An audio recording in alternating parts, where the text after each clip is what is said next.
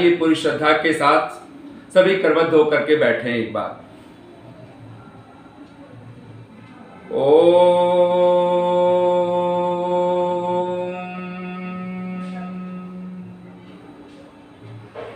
मधुमन्मे निक्रमणम् मधुमन्मे परायणम् वाचा वदामि मधुमत् भूयासं मधुसन्दृशः।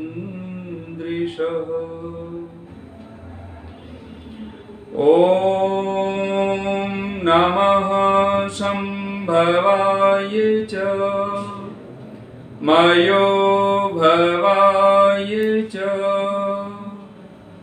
नमः शङ्कराय च मयस्कराय च नमः शिवाय च शिवतराय च। ॐ शान्ति शान्ति शान्तिः। आर्य समाज महरौनी ललितपुर के पावन तत्वावधान में यह वैदिक सत्संग का पावन आयोजन इस समाज के सभी अधिकारी वर्ग, महिला समाज, पुरुष समाज और पूरे भारतवर्ष के अनेक प्रांतों से, देश से, विदेश से, जहां से भी आप लोग इस समय जुड़े हुए हैं और दिल्ली से खास करके जो भी आप सभी को बहुत बहुत साधुवाद, बहुत बहुत शुभकामनाएं। उपस्थित धर्मप्रिय सज्जनों, मातृशक्ति, हम लोगों ने कल चर्चा की है धर्म का स्वरूप। जब हम धर्म कहते हैं तो सहज रूप से ये मस्तिष्क में बिठा लें कि धर्म का सीधा सा वही अर्थ है जब हम कहते हैं अधर्म नहीं करना चाहिए। जब हम अधर्म की बात करते हैं तो सीधा सीधा अन्याय की बात करते हैं, और अधर्म की बात है तो सीधा अर्थ है हिंसा। अधर्म का अर्थ है सीधा असत्य, छल कपट। ये जहां पर हैं, चोरी आदि है, असंयम है, इन सब का नाम अधर्म है। तो सीधा सा अर्थ है जहां पर सत्य है, जहां पर अहिंसा है, जहां पर छल कपट राहित्य है, पक्षपात रहितता है, ये सारे लक्षणों पर हम लोगों ने विशद रूप से हम लोगों ने चर्चा की धर्म का। और ये बहुत सहज रूप से हम लोगों ने बचपन से हम लोग भी पढ़ते हुए सुनते हुए आ रहे हैं गोस्वामी तुलसीदास जी के शब्दों में। और वो धर्म का पावन स्वरूप है, वो है दया। दया धर्म का मूल है, पाप मूल अभिमान, तुलसी दया न छोड़िए जब लग घट में प्राण। और हमारे ऋषि का तो नाम ही दयानंद है। ये जो दया है, ये जो करुणा है, ये जो प्रेम की भावना, ये जो अत्यंत भक्ति का भाव ईश्वर के प्रति, दया किसके जीवन में हो सकती है? उसी के जीवन में जिसके जीवन में ईश्वर है, जिसके जीवन में माता पिता के प्रति, गुरु आचार्यों के प्रति अगाध श्रद्धा है, भक्ति है। जो श्रद्धा से रहित है, जो परमात्मा की कृपाओं से रहित है, उस व्यक्ति के जीवन में दान, धर्म, दया, करुणा ये स्वभाव संभव ही नहीं है। और ये पंक्तियां हम लोग बार बार स्मरण रखें। जो खूब सहेजा था वो पास नहीं, जो खूब सहेजा था वो पास नहीं, लेकिन जो खूब लुटाया था वो अब भी है खजाने। जिसको हम सहेजते रहते हैं, समेटते रहते हैं, इकट्ठा करते रहते हैं, और ये सोच करके कि शायद हम इससे कभी विपत्ति में ये सब चीजें, ये वस्तुएं, ये पदार्थ हमारे लिए सहयोगी बनेंगी, सुखप्रद होंगी, लेकिन पता चलता है कि नहीं, जिसको सहेजा वो काम नहीं आया, जिसको बांटा, जिसको लुटाया, जिसको दिया है हमने घर में, परिवार में, समाज में, राष्ट्र में, विश्व में, वही तो हमको कई गुना होकर के, असंख्य गुना होकर के वही तो मिला है।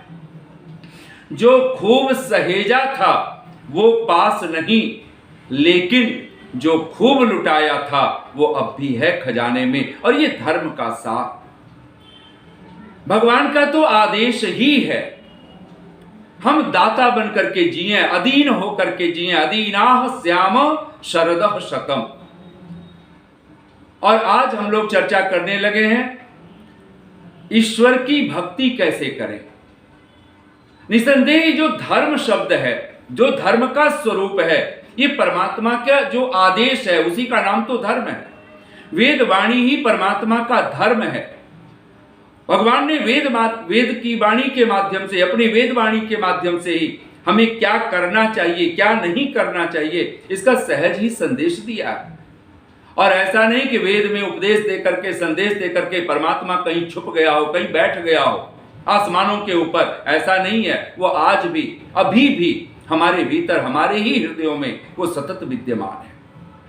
महर्षि देवदयानंद का ये वचन स्वर्णिम अक्षरों में अपने हृदय में बिठा लेने जैसा है कि जब भी हम जब भी कोई कार्य करते हैं और जब भय हो, शंका हो, लज्जा हो, हृदय के भीतर, मन के भीतर, दिल दिमाग में कहीं भय, शंका, लज्जा उत्पन्न हो, तो समझना आज भी परमात्मा हमें प्रेरित कर रहा है कि तू ये कार्य मत कर।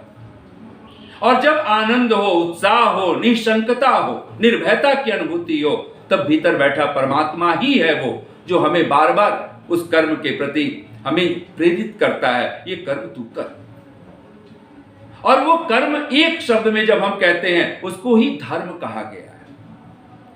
उसी बात को महर्षि कणाद कहते हैं, यतो अभ्युदय निःश्रेयस सिद्धि सधर्म। जिससे संसार के उत्तम सुख, जिसके आचरण करने से, ऋषि दयानंद की लेखनी तो अद्भुत, कहते हैं जिसके आचरण करने से, यानी धर्म आचरण की ही चीज है। धर्म जीवनचर्या बननी चाहिए, धर्म चमड़ी बननी चाहिए। धर्म चादर की तरह नहीं है कि हमने वस्त्र की तरह उतार दिया और जब जरूरत पड़ी तो पहन लिया। नहीं, धर्म तो जीवन है। इसलिए उपनिषद का ऋषि कहता है सत्यम वद धर्मम चर। और ये सत्य और धर्म ये पर्याय है, धर्म का सीधा संबंध। इसलिए तो न लिंगम धर्म कारणम, कोई बाहरी चिन्ह धर्म का कारण नहीं हो सकता, उपाय नहीं हो सकता। हम कैसे वस्त्र पहनते हैं, किस तरह का हम अपने आप को सजा लेते हैं, अपने शरीर को, और उससे हम धार्मिक पहचाने जाए, नहीं। न लिंगम धर्म कारणम, ये भगवान मनु का ही पावन संदेश है। धर्म का सीधा संबंध तो हमारी आत्मा से है, जिसके लिए भगवान मनु कहते हैं 10 लक्षण को धर्म सेवितव्य प्रयत्नतः। हर मनुष्य को, चाहे वो किसी भी आश्रम में हो, किसी भी वर्ण व्यवस्था में हो, 4 वर्ण 4 आश्रम, इन 8 में रहने वाला जो मनुष्य है, नर नारी है, वो एक ही कार्य करे।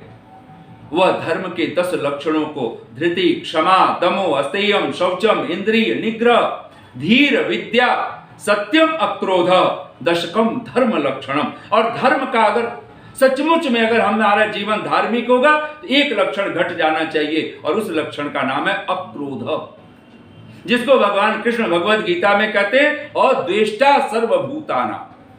कोई दुश्मन भी हो, कोई शत्रु भी हो, हिंसक से हिंसक प्राणी भी हमारे समक्ष हो, फिर भी हमारे मन में उनके प्रति द्वेष न पैदा हो, उनके प्रति बैर का भाव न पैदा हो, उनके प्रति ईर्ष्या की भावना न हो, उनके प्रति भी कल्याण की इच्छा।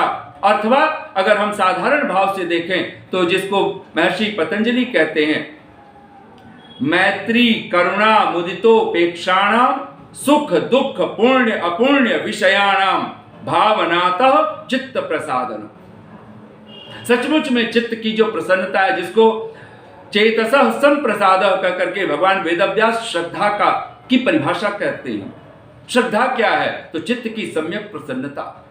ये श्रद्धा क्या है? ये श्रद्धा ही तो है जो व्यक्ति को परमात्मा की आज्ञा में, परमात्मा की भक्ति में, ये श्रद्धा ही तो है जो धर्म कर्म में, सत्कर्म में हमको प्रेरित करती है। ये श्रद्धा ही तो है जो उत्साह को कभी धीमा नहीं होने देती। ये श्रद्धा ही तो है जो गति प्रदान करती है। जहां श्रद्धा है, भगवान पतंजलि तो कही देते हैं अपने सूत्रों में, सबसे पहले अगर वो आदौ श्रद्धा, वो सबसे पहले कोई चीज किसी योगी के लिए कोई मूल सूत्र अगर थमाते हैं वो एक ही सूत्र है, वो है आदौ श्रद्धा। आप सब बोलिए एक बार, भगवान पतंजलि के सूत्र हैं श्रद्धा, वीर्य, स्मृति, समाधि, प्रज्ञा पूर्वकम इतरेसा। जो उपाय करके, जो साधन अपना करके, जो योग के मार्ग पर बढ़ना चाहते हैं, और योग शब्द का अगर हम अर्थ लें, हम कहें कि नहीं ये तो कोई साधु सन्यासी के लिए, योगी के लिए ये शब्द है, नहीं, अगर सचमुच में योग्य बनना है तो बिना योग के संभव ही नहीं है। युज समाधौ, अगर चित्त हमारा समाहित नहीं है, समाधान में नहीं अगर रहता है, और भक्त तो एक बात ही जानता है, ईश्वर किसके ऊपर अनुग्रह करता है, किसके ऊपर कृपा करता है, कौन है जो भगवान की भक्ति की तरफ बढ़ेगा। तो ऋषि का ही वाक्य है महर्षि देव दयानंद का, आप सब बोलिए एक बार, ईश्वरः पाप त्यागिनो निगृहणाति। कहते हैं ईश्वर पाप छोड़ने वालों पर कृपा करता है। जो पाप पकड़ करके बैठा है, असत्य पकड़ करके बैठा हुआ है, हिंसा पकड़ करके बैठा हुआ है, असंयम पकड़ करके बैठा हुआ है, विषय वासनाओं की पूरी दलदल में वो धंसा पड़ा है और उसमें ही रह करके, और वो सोचता है भगवान कृपा करे, तो कहते हैं भगवान कृपा नहीं करता है। एक सामान्य कृपा तो जैसे पशु पक्षियों पर भी होती है, वो सहज कृपा तो है, हम जन्म ले चुके हैं, भगवान तो दे ही रहा है जो देना, लेकिन सचमुच में अगर उसकी कृपा चाहिए, उसका अनुग्रह चाहिए। ऋषि दयानंद जब यजुर्वेद का भाष्य करते हैं और सहज रूप से यजुर्वेद के 40वां अध्याय, बहुत प्रसिद्ध मंत्र जिसको ईश्वर स्तुति प्रार्थना उपासना के मंत्रों में है, अग्नि नय सुपथाराय अस्मान विश्वानि देव वयुनानि विद्वान युयोध्य समज्जु हुराण मेनो भूयिष्ठान्ते नम उक्तिम विधेम। इस मंत्र का जब वो भाष्य करते हैं तो सहज रूप से इसकी भूमिका अगर आप पढ़ेंगे तो 40वें अध्याय का ये 16वां मंत्र है, और ऋषि लिखता है ईश्वरः कान अनुगृहणाति। बोलिए आप सब एक बार, मन में ही बोलिएगा, ईश्वरः कान अनुगृहणाति। ईश्वर किन मनुष्यों पर कृपा करता है, ईश्वर किस पर कृपा करता है, और उसी का भाष्य करते हुए ऋषि लिखते हैं ये अर्थात जो मनुष्य ये सत्य भावेन परमेश्वरम उपासते, जो सत्य भाव से परमेश्वर की उपासना करते हैं, यथा सामर्थ्यम तद आज्ञाम पालयन्ति सर्वोपरि सत्कर्तव्यम परमात्मानं मन्यन्ते तान दयालु ईश्वर। और वहां पर भाव कर सकते हैं अनुग्रहणाति, क्योंकि वहां पर ऋषि लिखता है ईश्वर करता क्या अनुग्रह में, कहते हैं अधर्म मार्गात पृथक कृत्य। उसको अधर्म से, जो अधर्म युक्त जो पथ है, जो गलत राह है, जो दुरित का मार्ग है, उस सब से पाप आचरण से अधर्म मार्गात पृथक कृत्य धर्म मार्गे चालयित्वा। धर्म मार्ग में मानो जैसे एक माँ बाप जैसे अपने बच्चों की उंगलियां पकड़ करके कोई राह पार करा दे, कोई साथ चलते हैं सुरक्षा को लेकर के। ऋषि लिखता है तान दयालु ईश्वर, उन मनुष्यों पर जो सत्य भाव से, प्रेम भाव से, जो परमात्मा की उपासना करते हैं, तद आज्ञाम, उसकी आज्ञा का यथा सामर्थ्यम पालयन्ति। परमात्मा का जो आदेश है, जो वेदवाणी है, जिसके लिए ऋषि कहता है हर मनुष्य का, हर आर्य का ये परम धर्म है, वो वेदों को पढ़े, वेदों को सुने, वेदों को पढ़ाए, वेदों को सुनाए। अगर ये परम धर्म हमारे जीवन में है और कहते हैं उसकी आज्ञा का अगर हम पालन करते हैं, और मैं अगर कहूं ये जो पंच महायज्ञ है ये भगवान की आदेश है, ये भगवान की आज्ञा है। और ऋषि दयानंद तो स्पष्ट कहते हैं तस्य आज्ञा तस्य जगदीश्वरस्य आज्ञा पालनम एव नाम स्मरणम अस्ति। महर्षि देव दयानंद का ये भाष्य अद्भुत देखें तो सही हम लोग। कहते हैं भगवान के नाम का स्मरण क्या है, भगवान का जप क्या किसको कहते हैं, भगवान की भक्ति किसको कहें, तो कहते हैं तस्य जगदीश्वरस्य। और ये उस मंत्र का भाव है जहां पर कहते हैं यस्य नाम महद्यस न तस्य प्रतिमा अस्ति यस्य नाम महद्यस। जिस परमात्मा की कोई प्रतिमा नहीं है, जिसको हम अवधियों में, जिसको चित्रों में नहीं बांध सकते हैं, जिसको नहीं कह सकते ये रहा परमात्मा, जिसको कितना ही जाने, कितना ही समझें, फिर भी जो अनजाना रहता है, जो असमझा ही रह जाए, जिसको हम नहीं कह सकते हैं हमने जान लिया, वह तत्व अगर कोई है तो वही तो परमात्मा है। और ऋषि लिखता है तस्य आज्ञा पालनम एवं नाम स्मरणम अस्ति, उसकी आज्ञा का पालन करना ही उसकी भक्ति है, उसका नाम स्मरण करना है। हम भगवान के केवल नाम का जप करें, जप करना है, उसकी उपासना करनी है, लेकिन उसके पीछे उसके जो आदेश हैं, भगवान राम जब अयोध्या में वापस लौट चुके हैं, लंका पर विजय प्राप्त कर ली है, और कहते हैं कि आकर के पूरे अयोध्या वासियों को, गुरु वशिष्ठ भी हैं, साथ में सारे गणमान्य जन हैं अयोध्या में, और वहां पर भगवान राम एक वाक्य कहते हैं सारे अयोध्या वासियों को। गोस्वामी तुलसीदास जी बहुत सुंदर शब्दों में लिखते हैं, सोई सेवक प्रियतम मम सोई, वही मेरा सेवक है, सेवक कहिए, भक्त कहिए, सोई सेवक प्रियतम मम सोई, वही मेरा प्रियतम सेवक है, वही मेरा प्रियतम भक्त है। कौन भक्त है? सोई सेवक प्रियतम मम सोई, मम अनुशासन माने जोई, जो मेरे अनुशासन को मानता है, जो मेरे आदेश को मानता है, जो मेरी आज्ञा को मानता है, वही मेरा प्रियतम भक्त है। भगवान कृष्ण भगवद गीता में कहते हैं चतुर्विधा भजन्ते माम जना सुकृतिनो अर्जुन, मेरा भक्त कौन है? जो 4 प्रकार के भक्तों की चर्चा की है भगवान कृष्ण ने, तो कहते वो कैसे है? सुकृतिना, वो सत्कर्म कर्मा है, सुकर्मा है, जो सत्कर्म करने वाले प्राणी हैं, जो यज्ञ दान तपः कर्म न त्याज्यम कार्यम एव तत्, ऐसी मनीषा जिसकी बनी हुई है, ऐसी बुद्धि जिसकी बनी हुई है, वही परमात्मा की भक्ति कर सकता है। न माम दुष्कृतिना प्रपद्यन्ते, जो दुष्कर्म करने वाले, दुरितों से भरा हुआ कोई प्राणी है, कोई मनुष्य है, वो कहे कि मैं परमात्मा की भक्ति करता हूं, ये संभव ही नहीं है। ऋषि का एक वाक्य है, आप सब बोलिए एक बार, नहीं कश्चिद अपि जीवः, कोई भी जीव, नहीं कश्चिद अपि जीवः स्वकर्म विरुद्धम न्यूनम अधिकम वा फलम प्राप्तुम शक्नोति। ऋषि लिखता है, और ये बहुत प्यारा मंत्र है यजुर्वेद का, कोई भी जीव, कोई भी प्राणी अपने कर्म से विरुद्ध, अपने कर्म से रहित, अधिक अथवा थोड़ा, थोड़ा अथवा अधिक, कुछ भी कहें फल प्राप्त नहीं कर सकता है। यानी जो कुछ भी हम फल पाते हैं, हम अपने ही कर्मों का फल पाते हैं। हम जो उंगलियां रखते रहते हैं कि हम बच्चों के कारण हम दुखी हैं, माता पिता के कारण हम दुखी हैं, पड़ोसियों के कारण हम दुखी हैं, समाज के कारण हम दुखी हैं, ये उंगलियां नाहक उठती हैं, नासमझी में उठती हैं। अवश्यमेव भोक्तव्यम कृतम कर्म शुभाशुभम, यादृश कर्मकारी तादृश कर्म भोजी, ये महर्षि दयानंद के वचन है। ये मैं जैसा कर्म करता हूं, मैं वैसा ही फल भोगता हूं। इसलिए तो कहते हैं ना समझ होता है वो, काल ही कर्म ही ईश्वर ही मिथ्या दोष लगाए।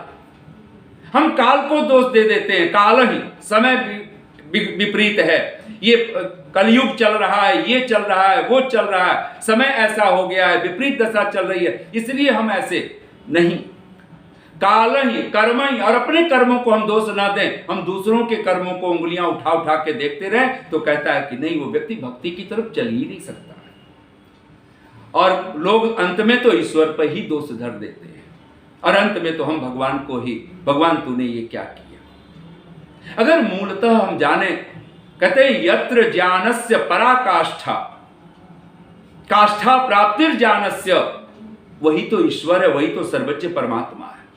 यत्र काष्ठा प्राप्तिर ज्ञान, जहां ज्ञान का, विवेक का, प्रज्ञा की काष्ठा प्राप्ति है, चरम सीमा है, उसी का नाम तो सर्वज्ञ, वही तो तत्र निरतिशयम सर्वज्ञ बीजम।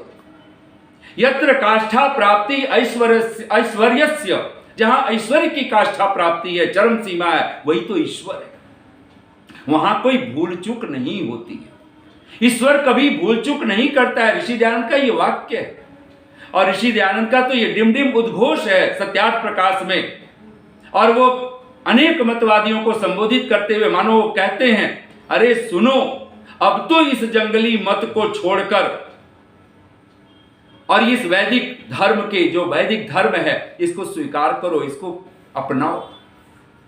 कब हम इस जंगलीपन से छूटेंगे? कब हम ये स्वीकार करेंगे कि परमात्मा की जो भक्ति है वो परमात्मा का तथाकथित भक्ति वो ऐसे मंदिरों में बिठा करके करने का नाम नहीं है, उसके आदेश का पालन करने का नाम है। और उसका आदेश है, बहुत मोटे अर्थों में अगर हम विचार करें, ये जो पंच महायज्ञ है, ये भगवान के 5 पूजा के प्रकार हैं ये, और इनका क्रम अद्भुत है।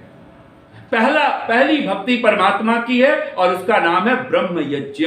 बोलिए आप सभी एक बार अपने मन में बोलेंगे सभी, अथ ब्रह्म यज्ञ, अथ देव यज्ञ, अथ पितृयज्ञ, अथ बलिवैश्वदेव यज्ञ, अथ अतिथि यज्ञ। ये जो 5 आदेश हैं भगवान के, पंच महायज्ञ, ये चारों वेदों से ऋषियों ने जिस भांति, जैसे कोई सार रूप में हमें ला करके रख दे, और ऋषि देवदयानंद तो इन पंच महायज्ञों को हमारे दैनंदिन जीवन में, हमारी दिनचर्या में ये शामिल होने चाहिए, और इनका कभी भी परित्याग नहीं करने योग्य कहा गया है। कभी इसको त्यागा नहीं जा सकता, छोड़ा नहीं जा सकता। और एक बात अगर हम मस्तिष्क में बिठाएं, अगर भगवान की भक्ति करना चाहते हैं, उपासना करना चाहते हैं, इन 5 यज्ञों में ये 5वें से नहीं शुरू करना है। 5 से शुरू करेंगे तो पितृयज्ञ पे आकर के ही धराशायी हो जाएंगे, और वो कोई पूजा नहीं होगी, वो पाखंड होगा, वो दंभ होगा, वो दिखावा हो सकता है, वहां कुछ पूजा है, प्रार्थना है। ऐसे लोग, चाहे वो बलि वैष्णदेव यज्ञ करता हुआ दिखाई दे, वो व्यक्ति भक्त नहीं हो सकता है। कौन? जिस व्यक्ति के जीवन में ब्रह्म यज्ञ नहीं है, जिस व्यक्ति के जीवन में देव यज्ञ नहीं है। ये बहुत महत्वपूर्ण रूप से परमात्मा की ये 2 यज्ञ, ये भगवान की भक्ति, भगवान की अगर कृपा पानी है तो ऋषि देवदयानंद कहते हैं, ये अर्थात ये मनुष्या प्रेमणा सत्य भावेन, प्रेम से, सत्य भाव से, सहज रूप से लिखते हैं, ये सत्य भावेन परमेश्वरम उपासते, जो परमेश्वर की उपासना करते हैं। और ऋषि दयानंद तो लिखते हैं ना, अगर ईश्वर की उपासना करनी है तो सहज रूप से योगाभ्यास आदिना, हृदय अंतरिक्षे, हृदय के ही आकाश में, हृदय आकाश में योगाभ्यास आदि के माध्यम से उसका ध्यातव्य, ईश्वर का ध्यान करना चाहिए। ये ऋषि के शब्द हैं, योगाभ्यास आदिना। अगर उपासना का कोई ढंग हो सकता है तो भगवान का ये योगाभ्यास, योगाभ्यास का मतलब योग के जो 8 अंग हैं, जो भगवान पतंजलि कहते हैं, यम, नियम, आसन, प्राणायाम, प्रत्याहार, धारणा, ध्यान, समाधि, इन 8 अंगों से अपने हृदय आकाश में, अपने हृदय में हम परमात्मा का ध्यान करें। इन 8 अंगों में जो मूल, जिसका कभी परित्याग नहीं किया जा सकता। आप सीधे सीधे समाधि की बात करें, ये नासमझी की बात है। सीधे सीधे ध्यान की बात करें, वो आदमी नासमझ है। जिस व्यक्ति के जीवन में यम और नियम नहीं है, ये मूल है, ये आदौ श्रद्धा, अगर श्रद्धा होगी तो सबसे पहले यम नियम, ये आपकी बुनियाद है, ये आपकी मूल है। और इस मूल के बिना जो व्यक्ति योग की यात्रा करना चाहता हो, उपासना की बात करता हो, वो व्यक्ति नासमझ है।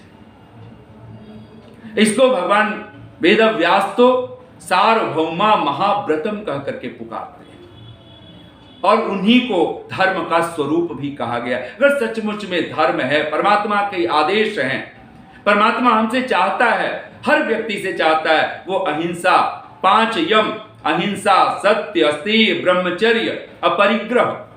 हम क्लिंगिंग माइंड होकर के ना रहें। परिग्रह यहाँ ना वस्तुओं का करना है, न व्यक्तियों का करना है। यहाँ कोई भेड़ चाल नहीं चलानी है। मैंने सुना है एक मजाक, एक गडरिये का बालक, वो एक छोटे से प्राइमरी स्कूल में पढ़ता है। वहाँ के छोटे से एक बच्चों के बीच में अध्यापक ने पूछ लिया, बच्चों बताओ, एक खेत में 100 भेड़ें घास चर रही हैं, उसमें से 9 भेड़ें निकल जाएं तो कितनी भेड़ें बचेंगी? और कहते हैं कि सारे बच्चों ने लगभग ठीक आंसर दे दिए थे। एक बालक था, वही गडरिये का बालक, उसने 0 लिखा था। अध्यापक ने जा करके उसको एक चपत लगाई, बोला क्योंकि बोला क्या तू 100 भेड़ों में से 9 भेड़ें घटा रहे हैं, माना कि तुझे गणित ना आती हो, बिल्कुल जीरो है तू, लेकिन जीरो लिख कैसे सकता है? तू 50 लिख, 40 लिख, 70 लिख, 80 लिख, कुछ भी लिख, लेकिन तू जीरो कैसे लिख सकता है? सारे बच्चे उसकी हंसी उड़ा रहे थे, क्या इसको इतनी भी गणित नहीं पता? और कहते हैं कि वो बालक हंस पड़ा। अध्यापक ने कहा, तो हंस रहा है, इसका मतलब ये मेरी बात भी नहीं समझ रहा, सुन रहा, ये ढीठ मालूम पड़ता। और बच्चे के एक चपत और लगा दी और कहते हैं, बच्चा खिलखिला के कहता है कि सर, आप कहते हो एक खेत में 100 भेड़ें घास चर रही हैं, उसमें से 9 निकल जाए तो कितनी बचेंगी? मैं आपसे कहता हूं एक भी निकल जाए तो भी एक भी नहीं बचेंगी। 91 मैं भी उत्तर दे सकता हूं, लेकिन आप भेड़ घटवा रहे हो। भेड़ें ऐसे नहीं घटती। आप हम विचार तो करें। वो अध्यापक अवाक रह गया था, वो बच्चे भी अवाक थे, और उत्तर उसने दिया। उसने कहा, सर मैं भी एक गणरिये का बालक हूं। जब रविवार की छुट्टी का दिन होता है, अवकाश का दिन होता है, कभी कभी मैं भी अपने पिताजी के साथ भेड़ बकरियां चराने जाता हूं, और मुझे पता है अगर भेड़ें कहीं घास चर रही हो और उसमें से अगर वहां पर एक निकल जाए, सारी भेड़ें उसके पीछे चल पड़ती हैं। कोई देखता नहीं है, और भेड़ों की तो चाल होती है घसर पसर, कोई लक्ष्य नहीं है। एक चल रहा है, शायद वो पीछे वाला आगे वाला चलता हुआ उसे नेता की तरह अपने आप को समझता हो, और पीछे मुड़ के देखे मेरे पीछे भीड़ लगी हुई है। ये भेड़ चाल जिंदगी का कोई ढंग नहीं हो सकता। अगर सचमुच में अगर मनुष्य की चाल चलनी है तो वहां धर्म की चाल ही चाहिए, वहां परमात्मा की कृपा ही चाहिए। और ऋषि का ही एक वाक्य है, आप सब बोलिए एक बार, ईश्वरस्य आज्ञायाम वर्तमाना मनुष्याः। यहां ऋषि पुनः लिखते हैं, और ये यजुर्वेद के 3 अध्याय का 56 संख्या का मंत्र है, उसका ही भावार्थ है ऋषि का। ईश्वरस्य आज्ञायाम वर्तमाना मनुष्या। आज्ञायाम उसको आप हिंदी में बोलेंगे तो ज्यों को ज्यों बोलते हैं तो आज्ञायाम बोलेंगे, लेकिन वो अशुद्ध है, संस्कृत में हम लोग बोलते हैं तो आज्ञा बोलते हैं। ईश्वरस्य आज्ञायाम वर्तमाना मनुष्याः शरीर आत्म सुखम नित्यम प्राप्नुवन्ति। ऋषि लिखते हैं कि जो ईश्वर की आज्ञा में जो सतत वर्तमान नर नारी हैं, मनुष्य हैं, वो शारीरिक सुख, आत्मिक सुख वो सतत ही नित्य ही प्राप्त करते हैं। कोई दिन ऐसा नहीं बीतता है कि जब उनके शरीर, उनकी आत्मा, उनका मन सुखी ना हो, प्रसादित ना हो। भगवान कृष्ण तो कही देते हैं ना, धृति उत्साह समन्वितः। जब कोई परमात्मा का भक्त होता है वो धैर्य से और उल्लास से वो कभी पीछे नहीं हटता है। हम मनुष्यता की चाल चलने वाले बने। उल्लू कया तुम उल्लू की चाल, अंधेरा ही प्रिय हो, ये कोई जीवन का ढंग नहीं हो सकता है। शुष्लूक या तुम भेड़िए की चाल हम चलें, ये जीवन का ढंग नहीं हो सकता है। ये जितने भी काम, क्रोध, लोभ, मोह, मद, मत्सर, जिसको 6 पशुओं से तुलना की गई है, इन पशुओं की चाल अगर हम चलते हैं, फिर मनुष्यता की चाल क्या है? मनुष्यता की चाल है धर्म की चाल। मनुष्यता की चाल है हम सरलता होकर, सरल होकर। ऋषि दयानंद का एक वाक्य है सत्यार्थ प्रकाश में, अद्भुत वाक्य है।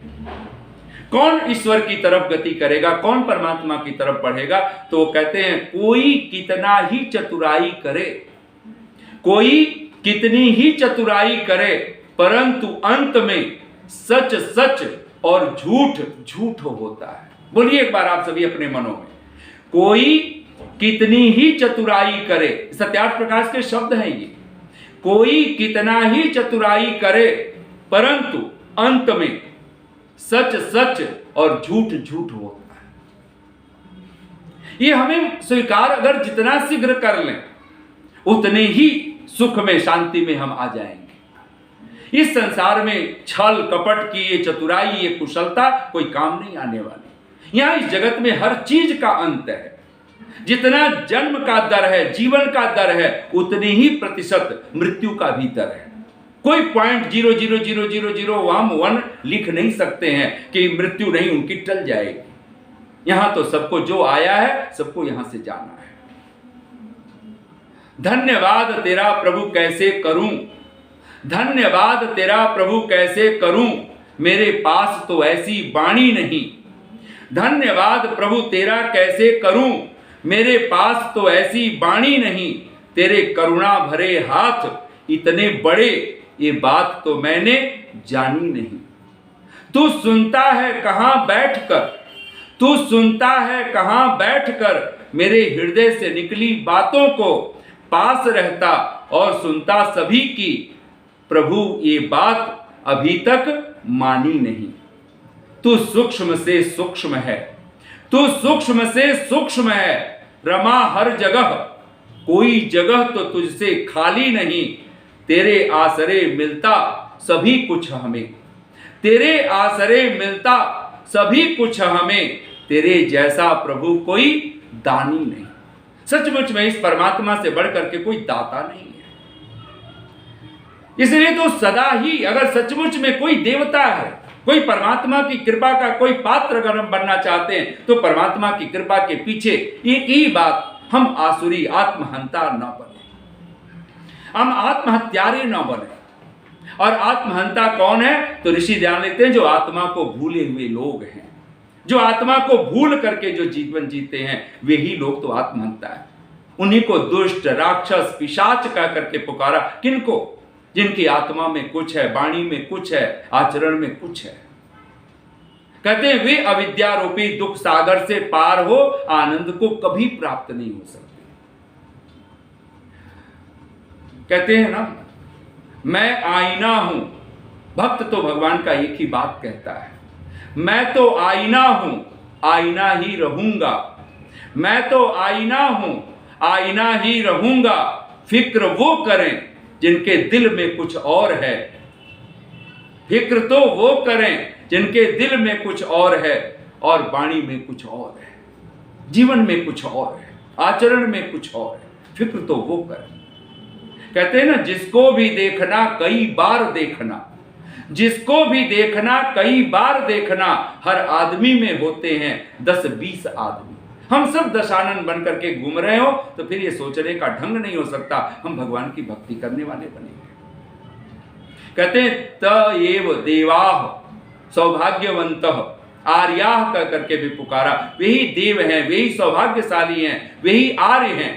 ऋषि ध्यान लिखते हैं, जो निष्कपट, निश्चल, जो जैसी वाणी, जैसा उनके आत्मा में है वैसा ही वाणी से बोलते हैं, वैसा ही वो शरीर से आचरण करते हैं। कहते हैं वही लोग देवता हैं, वही लोग सौभाग्यशाली लोग हैं, वही आर्य हैं। निसंदेह अगर हम परमात्मा की कृपा के पात्र बनना चाहते हैं तो सबसे पहले हम ब्रह्म यज्ञ, ये जो भगवान की उपासना है, इसको कभी ना छोड़। 1000 काम, लाख काम छोड़ करके इसमें जितना समय लगाएंगे, कहते हैं आपके जीवन का, संसार में जो सुख पाना चाहते हो, आपको वो अनायास मिलेगा। अगर हमारी भक्ति और भगवान की उपासना के जो 5 यज्ञ जिनकी मैंने चर्चा किया था, अतिथि यज्ञ पर्यंत, इसमें से अगर आप कभी नहीं छोड़ना है, कभी नहीं त्यागना है, हम अस्वस्थ भी हो जाएं तभी भी नहीं छोड़ना है, वो 2 यज्ञ है। और उस यज्ञ का नाम है ब्रह्म यज्ञ और देव यज्ञ। ब्रह्म यज्ञ के 2 चरण हैं। स्वाध्यायो वही ब्रह्म यज्ञ, एक वेद का अध्ययन, उसको ब्रह्म यज्ञ कहा गया है। वेदवाणी का, ऋषियों के माध्यम से वेदों की व्याख्याओं को जितना जितना आत्मसात करते जाएं, जिसको ऋषि परम धर्म कह करके पुकारता है। और हम लोग जब परम धर्म कहते हैं तो उसका अर्थ समझ लीजिए। परम धर्म का अर्थ है जिसका त्याग नहीं किया जा सकता। और हम लोग ऐसे समझें, हमें भूख लगी है, प्यास लगी है और हमें ट्रेन पकड़नी है, प्लेन पकड़नी है, और मैं 2 में से एक ही चीज ले सकता हूं, समय बचाना है, तो क्या करेंगे? 1000 रुपए के हमारा भोजन की थाल हो और एक तरफ 20, 25, 50 रुपए का पानी हो, हम थाल 1000 रुपए का छोड़ देंगे भोजन का, लेकिन हम 50 रुपए का पानी, 20 रुपए का पानी वो हम पकड़ लेंगे, क्योंकि पता है अन्न के बिना रहा जा सकता है, लेकिन जल के बिना नहीं रहा जा सकता। जीवन संभव नहीं है। ये परम धर्म हुआ। और जिस क्षण हमारे पास एक तरफ पानी हो और एक तरफ ऑक्सीजन हो, प्राणवायु हो, और दोनों में से एक को चुनना हो कि हम पानी चुने कि ऑक्सीजन चुने, तो हम प्राणवायु को चुनेंगे, ऑक्सीजन को चुनेंगे, हम जल को छोड़ देंगे। हम पानी के बिना रह सकते हैं, लेकिन श्वास के बिना, वायु के बिना नहीं जिया जा सकता। ये परम धर्म है। अगर सचमुच में अगर हम परमात्मा की कृपा चाहते हैं तो एक कार्य मस्तिष्क में बिठा लीजिए, जितनी मात्रा में हम भगवान की उपासना करने वाले बनेंगे, जितनी मात्रा में हम उसके नजदीक नियत जितना समीप उसके बैठेंगे, उतने ही संसार के दुखों से, झंझावातों से उतने ही हम कहीं पार होंगे। हम लोग कहते हैं ना, हमें फुर्सत नहीं मिलती आंसू बहाने से, हमें फुर्सत नहीं मिलती आंसू बहाने से, गम पास आ बैठे तेरे से दूर जाने से। भक्त तो एक ही बात जानता है, अगर मेरे जीवन में दुख है, पीड़ा है, तो एक ही कारण है उसका, हमने तुझसे दूरी बना ली है। हम पूरा सदा नहीं है। वेद का एक वाक्य है, भगवान की वाणी है, बोलिए आप सभी अपने मन में, पूरा सदा शर्म सदा। ऋषि दयानंद जब इसको आर्यावी विनय में इसका भाष्य करते हैं, बहुत प्यारा शब्द, जो ईश्वर के अभिमुख है, ईश्वर के सन्मुख है, जो सदा ईश्वर के अपने समक्ष ईश्वर को मानता है कि मुझे हर पल ईश्वर देख रहा है, सुन रहा है, जान रहा है, ऐसी प्रतिविद्या में जो रहता है, कहते हैं शर्म सदा, वो सदा सुख में रहता है। जब हम परमात्मा से दूरी बना लेते हैं, उसकी तरफ पीठ कर लेते हैं, उसकी आज्ञाओं की तरफ उसको अनसुना कर देते हैं, तो समझना, मैंने सुना है एक स्वामी रामतीर्थ कहा करते थे, एक बार भगवान दुनिया बना करके उदास बैठ गए। कहते हैं जब भगवान उदास बैठा था, सारे देवता लोग, अभी अलंकारिक कथा है, सारे देवता, सारे ज्ञानी जन भगवान को बोले, प्रभु आप सच्चिदानंद स्वरूप हैं, आप और उदास, आप और दुखी।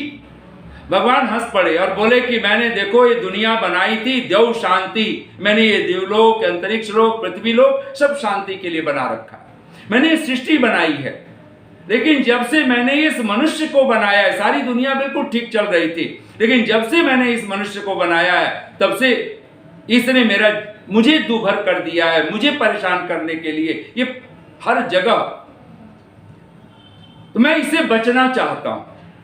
और कथा है अलंकारिक कथा में कि भगवान तब सबको प्रत्यक्ष था, सबको अनुभव होता था कि हाँ भगवान है, ये रहा भगवान। जिसको भी कोई दुख दर्द कोई पीड़ा होती वो भगवान के सामने प्रस्तुत हो जाता, भगवान उसके सामने होते थे, सर्वव्यापक है। भगवान कहता है देवताओं से कि मैं इस मनुष्य से बचना चाहता हूं, क्योंकि ये गलतियां खुद करता है, पाप खुद करता है, दुख अपने पाप के कारण भोगता है और सारा दोषारोपण मुझ पर कर देना चाहता है। मैं इस इंसान से बचना चाहता हूं। सारे देवताओं ने हाथ जोड़ के कहा कि प्रभु तो ये आपके लिए क्या कठिन है, आप तो सर्वशक्तिमान है, ऐसा करें आप एवरेस्ट की चोटी पर जाकर के बैठ जाएं। भगवान ने कहा, अरे तुम अपने स्वर्ग में मस्त रहते हो, तुम्हें पता नहीं, वहां पहुंच चुके हैं, वहां झंडा गाड़ा जा चुका है।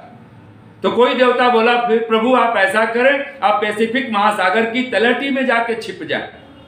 भगवान तभी मुस्कुराए, बोले वहां इंसान ट्रेन की पटरियां बिछा रहा है। तो फिर कोई देवता बोला, फिर प्रभु आप चंद्रमा पे पहुंच जाएं, मंगल पे पहुंच जाएं। भगवान मुस्कुरा पड़े, बोले अब रहने दो ये सब कहना, इंसान वहां भी अभी से जमीनें इलाट कर रहा है। कहते हैं तभी नारद जी वहां गुनगुनाते हुए पहुंच गए और नारद ने भगवान के कान में कुछ कहा। कहते हैं भगवान एकदम खिलखिला के हंस पड़े। देवताओं ने कहा कि प्रभु क्या कोई जगह मिल गई? तो कथा अद्भुत है। भगवान ने कहा कि नारद ने जो बात कही है वो बात समझ में आ गई है, मुझे इस मनुष्य से बचने के लिए कहां छिपने की जरूरत है, कहां रहने की जरूरत है, वो नारद ने मानो सुझा दिया है।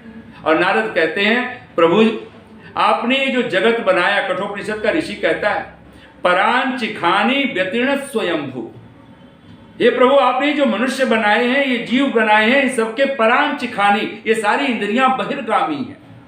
ये बाहर तो दौड़ लगा सकता है, पूरी धरती के हजार हजार चक्कर काट सकता है, लेकिन भीतर शायद ही कोई जाता हो।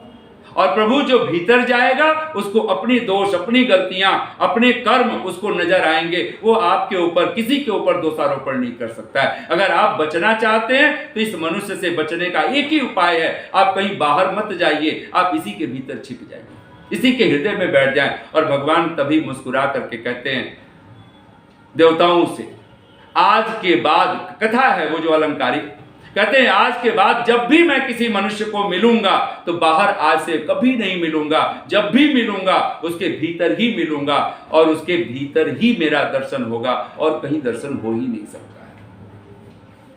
निसंदेह तू जो करता है औरों की तरफ अंगुष्ठ नुमाई, हम जब एक उंगली दूसरे के ऊपर उठाते हैं, देख 3 तेरी तरफ झुकी हुई है। 3 उंगलियां खुद पर झुक जाती हैं। और ये परमात्मा हमसे चाहता है, इस संसार में हम दूसरों के ऊपर दोषारोपण करने वाले, जिसको महापाप कहा करके, इसको मर्यादा कह करके कहा गया कि जो महापाप है सप्त मर्यादाओं में, अन्य दूषणम, उस पाप से हम बच जाए।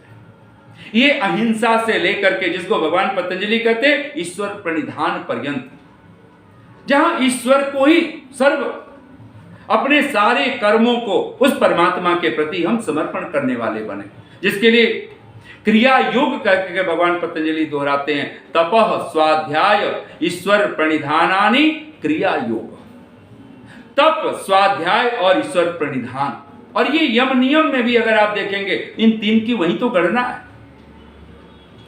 यानी अगर आप यहां भी देखें तो सहज रूप से अहिंसा, सत्य, अस्तेय, ब्रह्मचर्य, अपरिग्रह, जिस व्यक्ति के जीवन से अस्तेय आ गया, चोरी विदा हो गई, जीवन में ब्रह्मचर्य आ गया, और ब्रह्मचर्य का भी वही अर्थ है ब्रह्मणि वेदे वा चरितुम शीलम यस्य, परमात्मा में और वेद विद्या में जो चलने का, जिसका चरण गति भक्षण करने का जिसका स्वभाव है, कहते हैं सचमुच वो परमात्मा की कृपा का पात्र बनता है, वो अपरिग्रही होता है।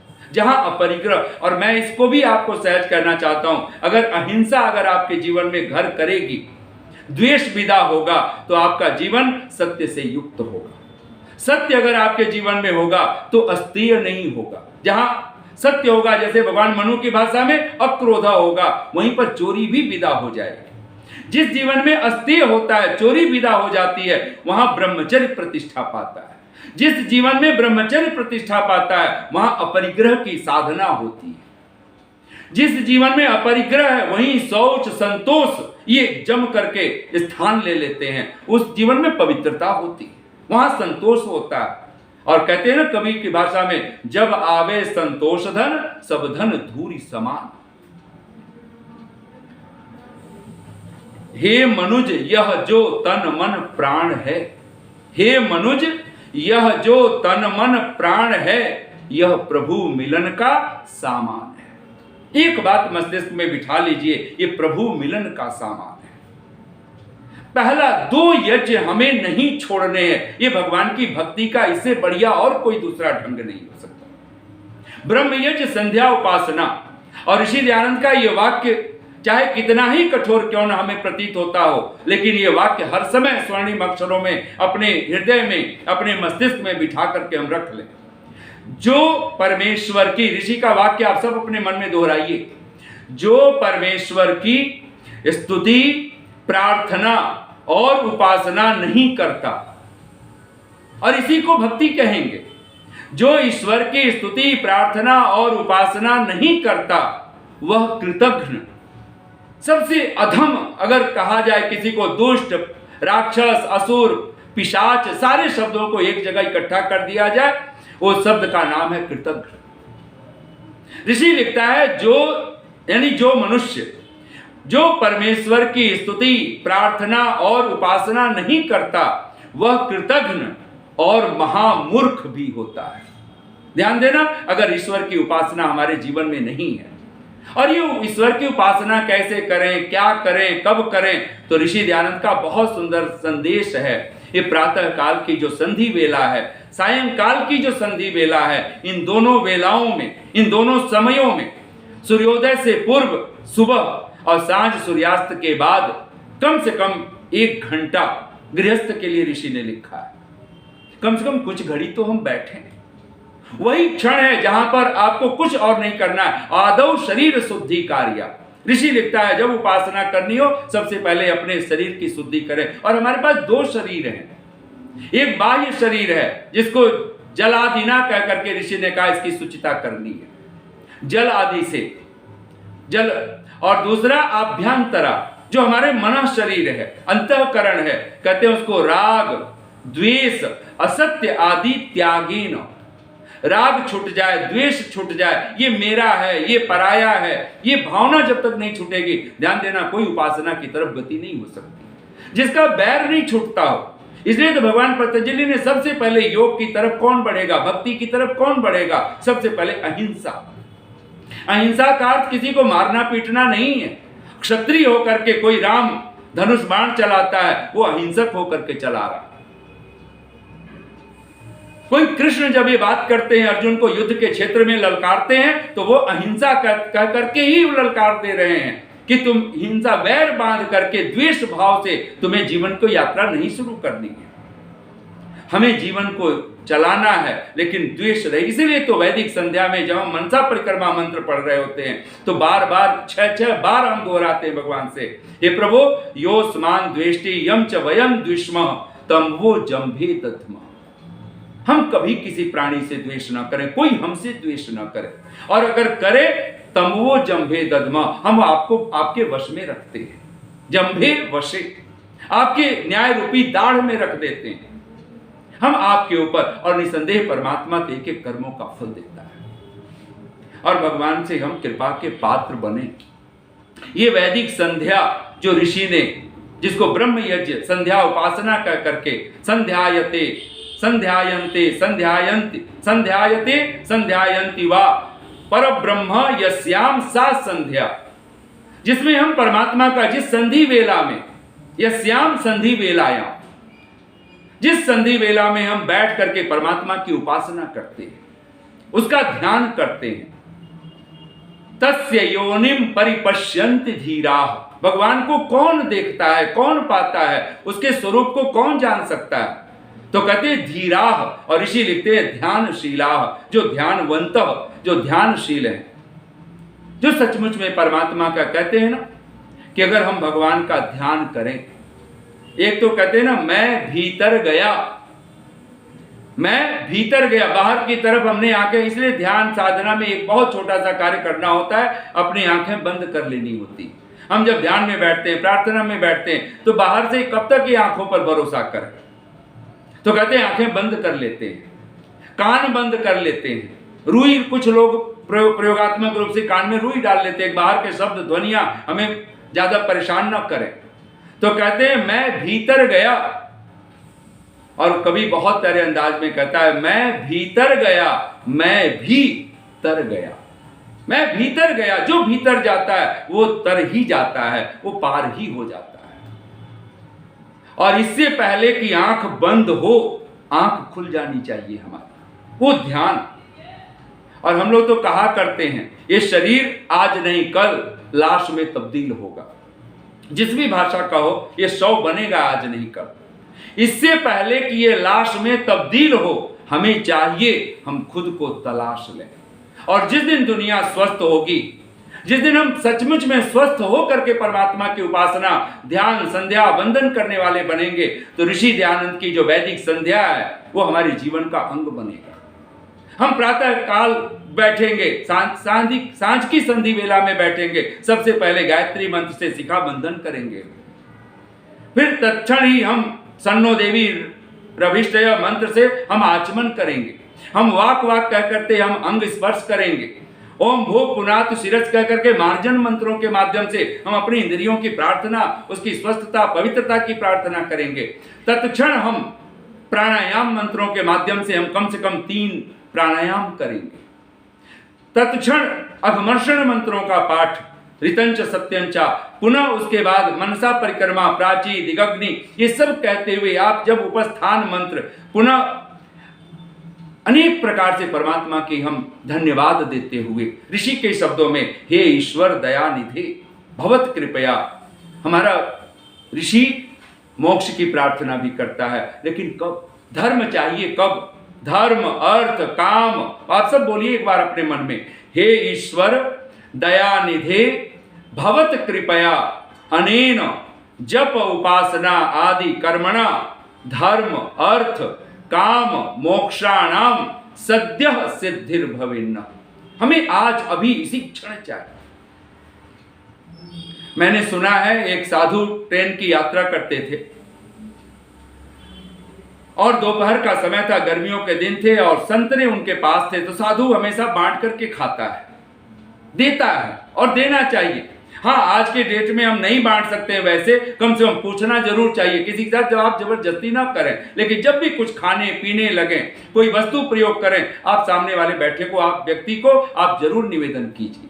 तुम्हि निवेदित भोजन करई, प्रभु प्रसाद पट भूषण धरई। कहते हैं वो साधु के अपने बैग से थैले से संतरे निकाले, सामने उस सीट पर जिस ट्रेन के वो कोच में बैठा हुआ साधु था, कहते हैं सामने एक महिला अपने छोटे से बच्चे के साथ बैठी हुई, कोई 12-14 वर्ष का एक बालक है।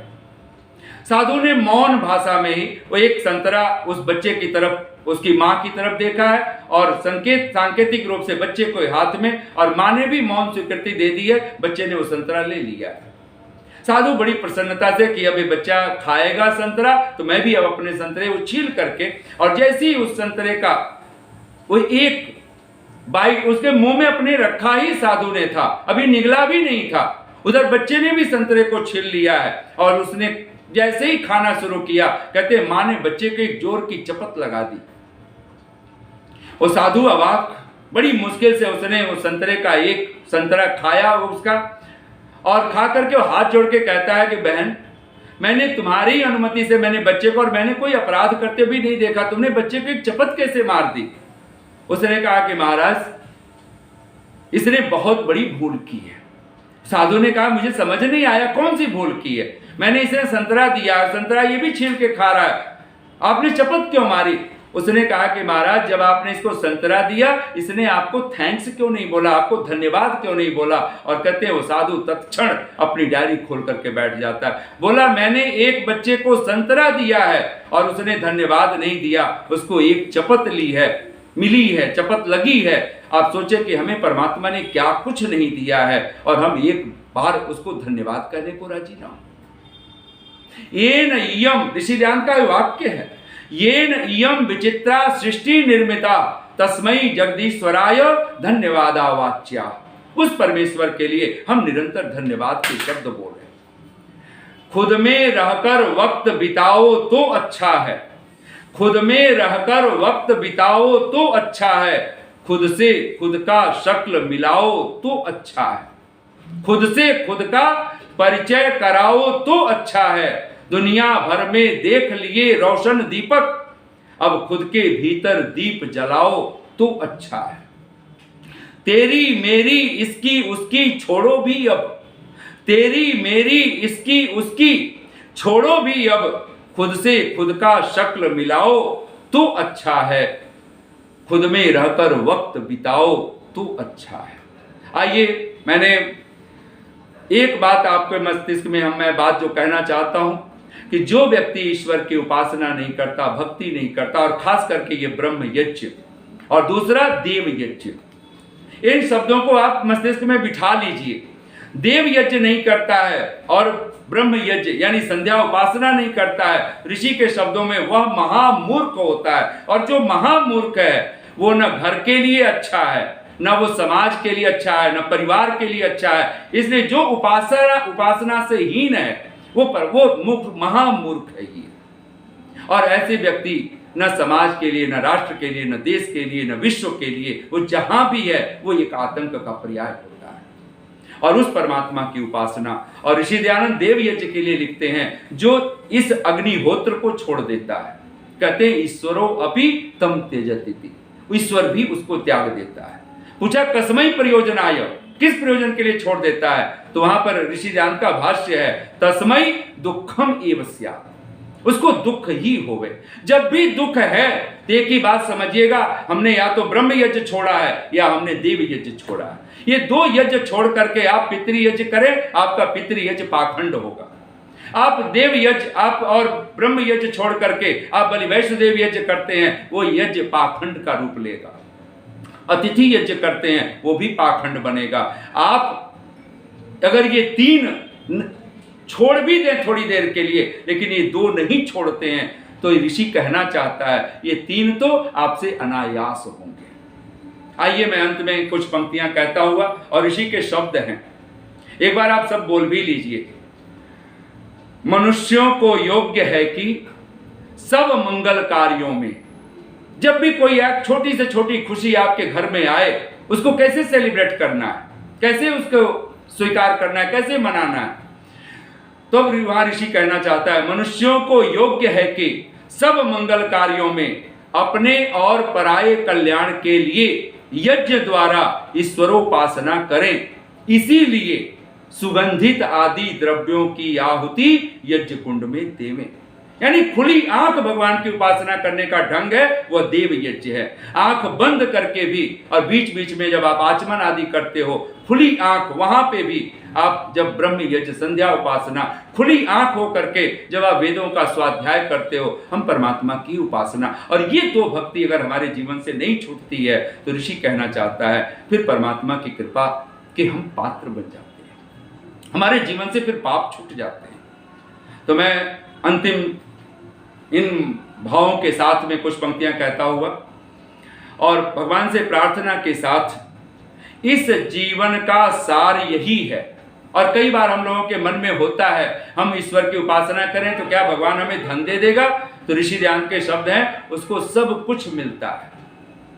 अतुलाम श्रियम प्राप्नुवन्ति, अतुल धन ऐश्वर्य प्राप्त होता है। ये भौतिक सामग्री, भौतिक संपत्ति भी, ये आउटर वेल्थ भी प्राप्त होता है, इनर वेल्थ भी प्राप्त होता है। और ऋषि का ये वाक्य है, ये पुरुषार्थिनो मनुष्या सूर्य चंद्र संध्यावत संधि वेलायाम शयन आलस्य आदिकम विहाय ईश्वरस्य ध्यानम कुर्वन्ति ते अतुलाम श्रियम प्राप्नुवन्ति। वे अतुल श्री को, यानी और ऋषिदास हिंदी में भाष्य करते हैं, बहुत धन को पाते हैं। यानी संसार में कभी ना ये सांसारिक सुख की कभी उसको कमी होगी, ना उसको आध्यात्मिक सुख संपदा की कमी होगी, और वो परमात्मा की। इसलिए संधि वेला में निद्रा तोड़िए, आलस्य छोड़िए, क्योंकि परमात्मा को नहीं पसंद है, जाहिल नहीं पसंद है, तो काहिल भी नहीं पसंद है।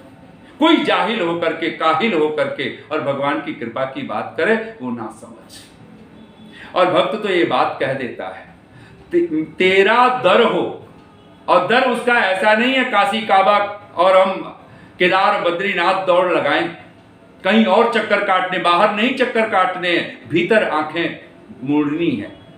जब जरा गर्दन झुकाई देख ली तस्वीरें यार, तेरा दर हो मेरा सर हो, तेरी आज्ञा हो, दर का मतलब तेरे आदेश, ये पंच महायज्ञ।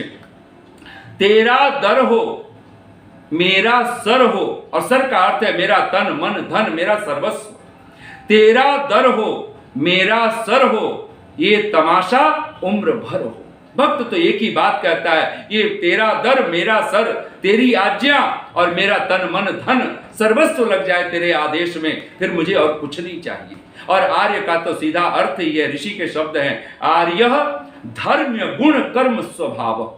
जिसका धर्म युक्त गुण कर्म स्वभाव से जो युक्त हो चुका है, ऐसा आर्य, आर्य ईश्वर पुत्र। और ये आर्य ही है, महर्षि व्यास कहते हैं, जो ईश्वर का पुत्र है, ईश्वर का भक्त है, ईश्वर का अनुव्रत पितो पुत्रो, वो परमात्मा का अनुव्रती बन जाता है। तब ये कुछ पंक्तियां कहता हुआ वाणी को मैं विराम दे रहा हूं। इस जीवन का सार यही है, इस जीवन का सार यही है, मिल जाए भगवान किसी दिन। इस जीवन का सार यही है, मिल जाए भगवान किसी दिन। इस दुनिया का उपकार यही है, बन जाए इंसान किसी दिन। जप तप व्रत संयम और सेवा से, ये सब क्यों करते हैं? जप तप व्रत संयम, जप तप व्रत संयम और सेवा से सब साधन का सार यही है, मिट जाए अज्ञान किसी दिन। प्रभु, और यहां पर मैं बहुत सारी पंक्तियां छोड़ते हुए भी बोल रहा हूं, सुख संपत्ति यदि मिल भी जाए, ये संसार में जो आउटर वेल्थ हमें मिलता है, इसका करना क्या है? तब भक्त कहना चाहता है, सुख संपत्ति यदि मिल भी जाए, कब किसके यह संग में जाए। कभी किसी के साथ नहीं जाने वाला, तो क्या करें? सुख संपत्ति यदि मिल भी जाए, कब किसके यह संग में जाए। सब मिलने का सार यही है, हो जाए कुछ दान किसी दिन। यहां बांटते हुए दाता बनकर के जीना, दानम धर्म। परमात्मा चाहता है तू मुझे सब कुछ सौंप। मेरा क्या है?